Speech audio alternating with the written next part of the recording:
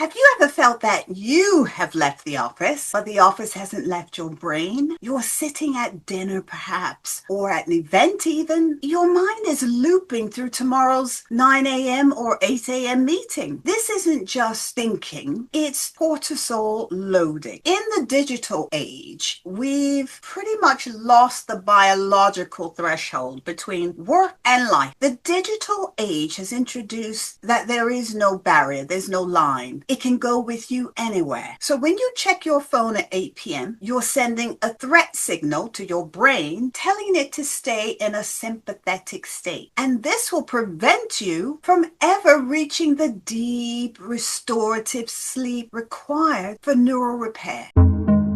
Hey there, lovely people. Thanks for watching from wherever you are today.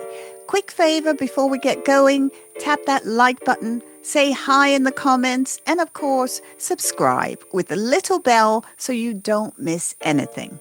And if you're listening on Apple or Spotify, hit auto download so every new episode finds its way to you straight away.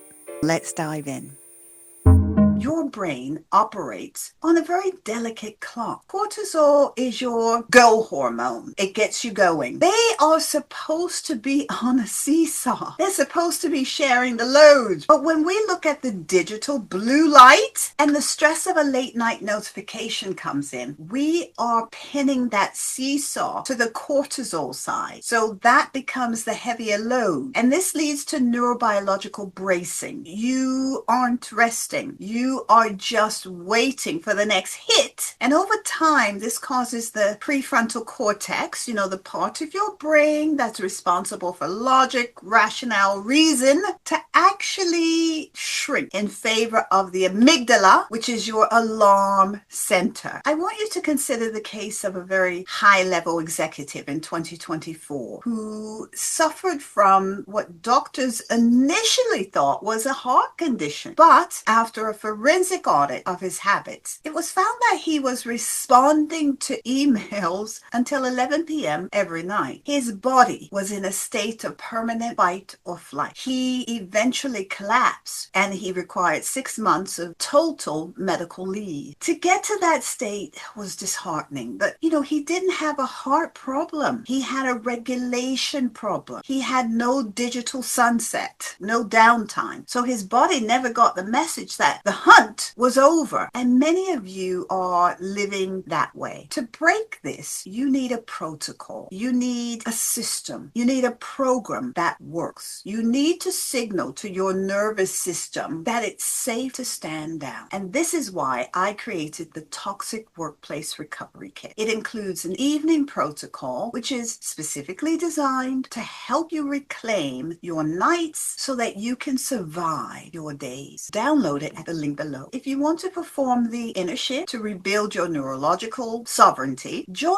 us in my safe haven community. Let's get your brain back online. There's a lot of support between everyone there. People are doing the course that I provide. It's comprehensive, it's deep dive, and it's something that can help you just to stabilize enough so that you can make informed, rational, and thought-provoked decisions, not fueled by threat. I'll see you there. If today's deep dive resonated with you, it's time to move from clinical observation to strategic action. Your professional identity belongs to you, not your organization. Join Behind the Toxic Workplace, which is a private community for high achievers reclaiming their sovereignty. You'll get immediate access to my foundational recovery course, forensic tools to audit institutional friction, connect with a peer group in a secure private sanctuary. No public algorithms, no professional risks, just clinical strategy and high-level support. The doors are open. Click the link in the description to join the community and begin your inner shift. Let's begin.